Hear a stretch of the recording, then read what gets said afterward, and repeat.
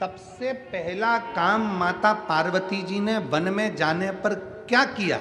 सबसे पहला काम माता पार्वती जी ने, शंकर भगवान के लिए अगर वन में गई है तो पार्वती ने सबसे पहला काम करा, पार्थिव लिंग का निर्माण कर कर पार्थिव लिंग के जल से ही, उसी के भस्म से ही अपना त्रिपुंड बना लिया, मस्तक पर त्रिपुंड।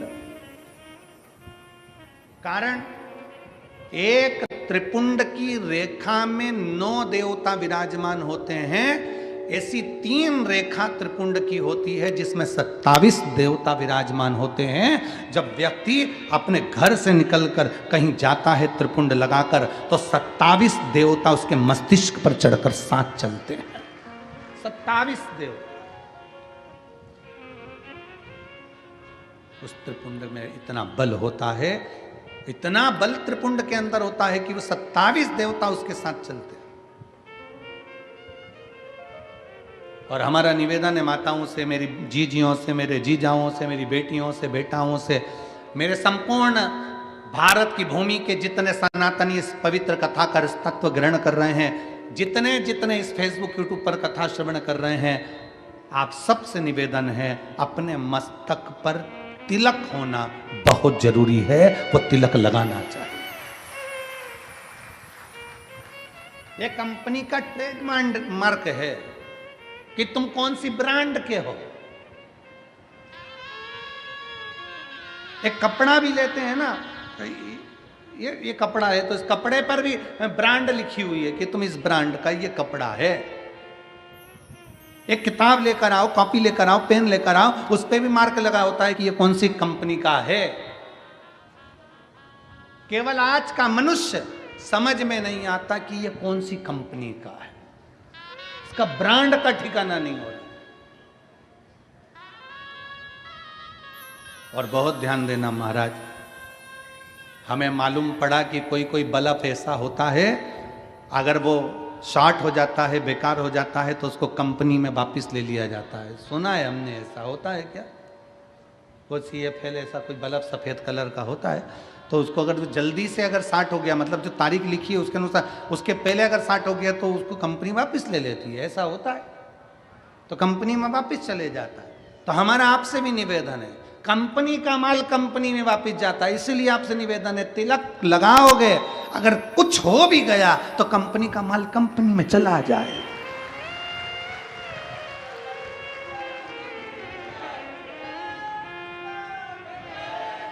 अपनी कंपनी का स्मरण होना चाहिए कि हम किस कंपनी के हैं। मस्तक का तिलक, गले में रुद्राक्ष की माला, तुलसी की माला, ये हमें हमारा ट्रेडमार्क बता देती है कि हम कौन हैं। पार्वती मैया ने अपने मस्तक पर त्रिपुंड धारण करा, पार्वती जी बैठ गई, तब साधना में लीन, तब साधना में लीन। शिव पुराण कहती है, बस यही पार्वती जी की तप साधना प्रारंभ हुई। ऐसी माता पार्वती जी ने तप साधना करी, ऐसी तप साधना करी कि शंकर भगवान को, पार्वती जी को वरना ही पड़ा। कितना बड़ा भी दुख है, कितनी बड़ी भी तकलीफ है, कितना बड़ा भी कष्ट है, कितनी भी समस्या है, अगर आप शंकर भगवान की शरणागति ग्रहण कर रहे हैं, शंकर भगवान का भजन कर रहे हैं, शिव की स्तुति कर रहे हैं, शंकर की भक्ति कर रहे हैं, तो आप उस दुख से निकलेंगे जरूर, ये निश्चित है। हाँ, कोई समस्या बहुत ही भारी, एक पत्र है,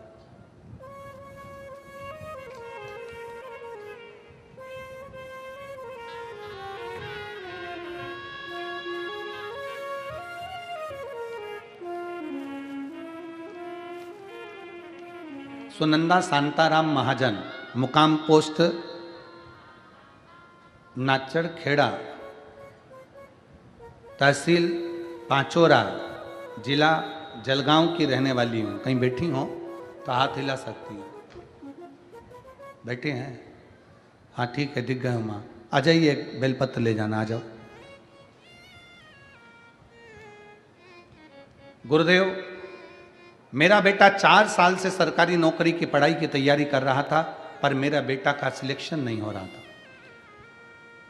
गुरुजी 2022 में नेवी का ग्राउंड करने के लिए भी गया, पर उसमें भी उसका सिलेक्शन नहीं हुआ, कुछ ना कुछ कारण से रह जाता। आखिरी में बेटा रोते रोते घर आया और कहा, मां अब मैं एग्जाम नहीं दूंगा, अब मुझे नहीं देना। मैंने अपने बेटे से कहा, वो सीहोर वाला महाराज कहता है, परिश्रम 4 गुना करिए, मेहनत 4 गुना करिए और कंपटीशन एग्जाम में बैठते रहिए। शंकर जी को एक बेलपत्र शहद की लगाओ और अपनी परीक्षा जरूर देकर आओ। अपनी मेहनत को 4 गुना कर कर मेरे बेटे ने फिर परीक्षा दी, एग्जाम आया। सीहोर गए, कुबेरेश्वर धाम पर पूजन करी, बाबा से विनती करी और बाबा की ऐसी कृपा हुई गुरुदेव, फिर एग्जाम में बैठा और 13 अगस्त 2024 को मेरे बेटे का सिलेक्शन हो गया। आज मेरा बेटा पुलिस की नौकरी महाराष्ट्र शासन में कर रहा है, जिसका फोटो लगा रहे हैं।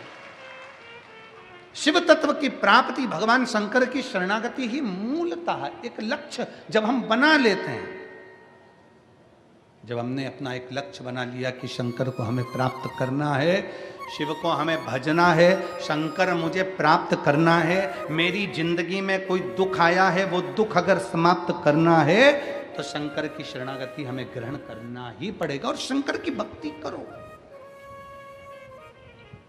शिव की उपासना करो। अभी हमने कथा में आप लोगों को वर्णन किया, स्मरण किया कि पानी में गिरने से कोई नहीं मरता। मरता कैसे? जम के बोलो, जिसको तैरना नहीं आता। कई बच्चे ऐसे हैं, हमने कोटा में गए थे पढ़ने के लिए, हम पूना गए थे पढ़ने के लिए, हमने इतनी कोचिंग करी, हमने इतनी ट्यूशन करी, उसके बाद भी हमारा रिजल्ट बेकार हो गया और मालूम पड़ा बच्चे ने सुसाइड कर लिया। ये वो ही मरा है जिसको तैरना नहीं आता था। अगर तैरना आता, प्रयास करता, 1 बार 2 बार 4 बार 5 बार, किसी माँ बाप ने तुम्हें मरने के लिए पैदा नहीं करा है, माँ बाप ने तुम्हें आगे बढ़ने के लिए पैदा करा है। माता पिता ने मरने के लिए तुम्हें पैदा नहीं करा, माता पिता ने तुम्हें मरने के लिए जन्म नहीं दिया, माता पिता ने तुम्हें आगे बढ़ने के लिए जन्म दिया है। तुम अगर कोचिंग कर रहे हो कोटा जैसे सेंटर में जाकर, आप कोचिंग कर रहे हो पुणे जैसे सेंटर में जाकर, आप कोचिंग कर रहे हो इंदौर जैसे सेंटर में जाकर, आप कोचिंग कर रहे हो बड़े बड़े शहरों में रहकर, कोचिंग कर रहे हो, पढ़ाई कर रहे हो गया। एक एग्जाम में नहीं निकले, दूसरे में निकलेंगे, दूसरे में नहीं निकले, तीसरे में निकलेंगे। अपनी मेहनत को 4 गुना बढ़ा, अपने परिश्रम को 4 गुना बढ़ा। मरना उसका निर्णय नहीं है। और क्या सोच के मरे, क्या सोच के मरे कि अगला जन्म मिल जाएगा, पढ़ना नहीं पड़ेगा, मेहनत नहीं करना पड़ेगी। अगर एक ड्यूटी टाइम पर पूरी नहीं होती है, जो व्यक्ति समय पर ड्यूटी नहीं करता तो उसको नाइट ड्यूटी में लगा दिया जाता है, दूसरी बार फिर जन्म देकर फिर झोंक दिया जाता है।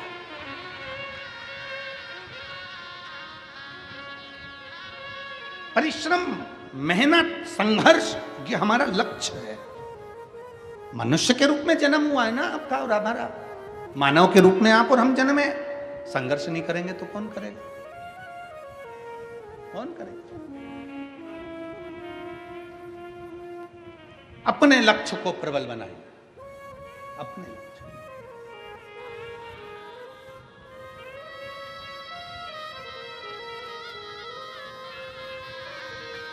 एक लखनऊ का एक बालक कुबेरेश्वर धाम पर आया था, नवीन उसका नाम था। हम उसका सरनेम मरनेम तो नहीं जानते, पर नवीन उसका नाम था। अगर वो बेटा कथा सुन रहा हो तो नवीन उसका नाम था। 3 दिन कुबेरेश्वर धाम पर वो रुका और उस बीच में हमारा सीहोर आगमन हुआ। हम सीहोर आए और धाम पर आए, बाबा को प्रणाम करा, नमन करा, जल चढ़ाए, शाम की आरती कर रहे थे और वो नवीन 3 दिन का सीहोर रुका हुआ था। तो वो आया, बहुत तेज उसने आवाज़ लगाई, बाबा बाबा बाबा कर कर हमारा ध्यान गया। हमारा ध्यान गया तो हमने उसको बुलाया, इधर कहाँ से आया है? कि मैं लखनऊ से आया। हमने कहा कैसे आया है? बस बहुत हार चुका हूँ, अब मैं बहुत हार चुका। पिता चले गए कोरोना महामारी में, मेरी माता वो भी चली गई, अकेला। परिवार वालों ने सारी जायदाद प्रॉपर्टी ले ली, गलत गलत कार्य में मुझे फंसाने का प्रयास किया। अब मैं मरना चाहता हूं। किसी ने कहा एक बार तू कुबरेश्वर धाम होकर आ जा, इसलिए मैं यहां पर आया हूं। तो मैंने कहा यहां से जाकर मरेगा क्या?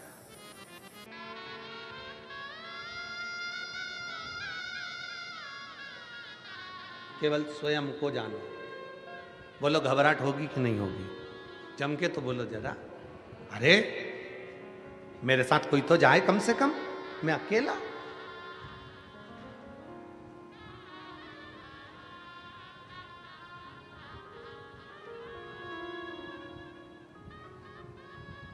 एक पिता अपने बच्चे को लेकर हर छुट्टी में दादा दादी के यहाँ जाता था। दुकान पर काम ज़्यादा हो गया, ऑफिस में काम ज़्यादा हो गया, तो पिताजी ने अपने बेटे से कहा कि इस साल हम हमारी माँ के घर नहीं जाएंगे। बच्चा रोने लगा, बेटा रो रहा, और बेटा रोते रोते बोला पापा मुझे तो दादी के घर जाना है, मतलब जाना। पति ने अपनी पत्नी से कहा तुम बच्चों को लेकर दादी के घर चली जाओ। नहीं मैं नहीं जा सकती आपको छोड़ के, आपको अकेला छोड़ के कहाँ जाऊंगी? बेटा कहने लगा पापा मेरे को दादी के घर जाना, मैं अकेला चले जाऊंगा। पिताजी ने कहा ठीक है, हम ट्रेन में बिठा देंगे, वहां दादी को फोन लगा देंगे और वो तुझे उतार लेगी, तेरे चाचा तेरे दादा वहां उतार लेंगे, ठीक है जा।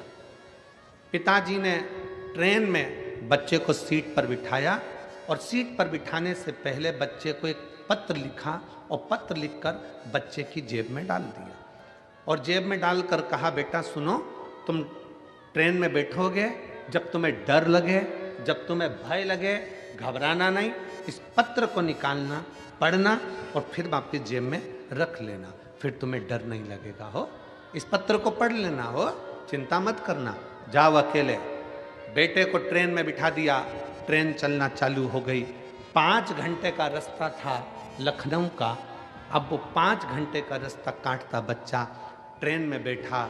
2 घंटे बाद बच्चे की आंख में आंसू आने लगा। सीटों पर आसपास बहुत गंदे गंदे लोग बैठने लगे, कोई बीड़ी सिगरेट पी रहा है, कोई तंबाकू खा रहा है, कोई भयंकर दिख रहा है। बच्चे को भय लगने लगा, बच्चे को डर लगने लगा, अकेला हूं, भय लग रहा था। बच्चे की आंख में आंसू आए। उसने पापा ने कहा था कि तेरी जेब में एक पत्र दे रहा हूं, तू पढ़ लेना जब डर लगे। बच्चा भयभीत हुआ, उसने पत्र निकाला जेब में से। पत्र पढ़ते से ही उस पत्र में लिखा था तू चिंता मत कर, तेरे पीछे वाले कोच में डब्बे में मैं बैठा हूं।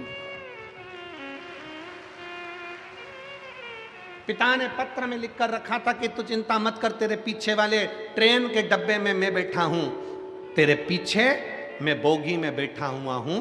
बच्चे ने पत्र को जेब में रख लिया। अब बच्चा घबराता नहीं है, अब बच्चा रोता नहीं है, क्योंकि उसको मालूम है मेरा बाप, मेरा पिता मेरे पीछे वाले डब्बे में बैठा है। उसी तरह मेरा विश्वनाथ, मेरा कुबेरेश्वर महादेव, मेरा ओघड़दानी महाकाल राजा भी जन्म देने से पहले, तुमको पृथ्वी पर भेजने से पहले कह देता है चिंता मत करना, मैं तेरे पीछे खड़ा हूं, तू आगे बढ़ता रहना, चिंता करने की जरूरत नहीं है, मैं स्वतः तेरे साथ में हूँ, मैं स्वयं तेरे साथ चल रहा हूँ, मैं स्वयं तेरे नज़दीक में हूँ, तुझे चिंता करने की जरूरत नहीं, तुझे भय होने की जरूरत है। और हम अकेले नहीं, हम शंकर के साथ में, शंकर हमारे पीछे कदम से कदम मिलाकर चल रहे हैं, शंकर हमारे साथ में कदम से कदम मिलाकर आगे बढ़ रहे हैं। हम अकेले नहीं हैं। हम तो बाबा के भरोसे चलते हैं, हम तो बाबा के भरोसे चलते हैं, ये दुनिया वाले जलते हैं, ये दुनिया वाले जलते हैं, हम तो बाबा के भरोसे चलते डमरू वाले के भरोसे चलते। हम उसके आश्रित होकर चल रहे हैं, हम उसके बल पर आगे बढ़ रहे हैं, उसके आश्रित होकर हम चल रहे हैं। बाप जैसे बेटे को एक पत्र लिख कर दे देता है कि भय लगे तब, जब डर लगे तो इस पत्र को पढ़ लेना, उसी तरह शिव महापुराण की कथा कहती है जब भय लगे, जिंदगी में तुम्हें दुख और तकलीफ आए तो यह पत्र शिव महापुराण ने भी दे दिया। श्री शिवाय नमस्ते, श्री शिवाय नमस्ते, एक पत्र दे दिया।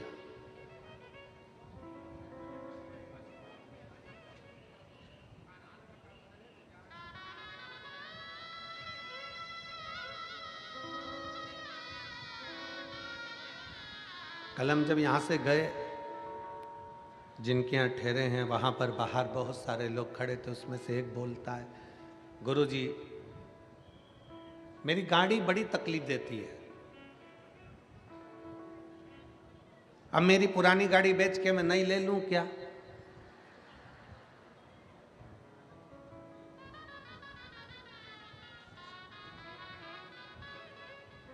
हमने उससे कहा हम ज्योतिषी नहीं जानते कि हम तू नई ले कि पुरानी ले, हम तो इतना जानते हैं कि बंद गाड़ी को भी चला सकता है श्री शिवाय नमस्तुभ्यम।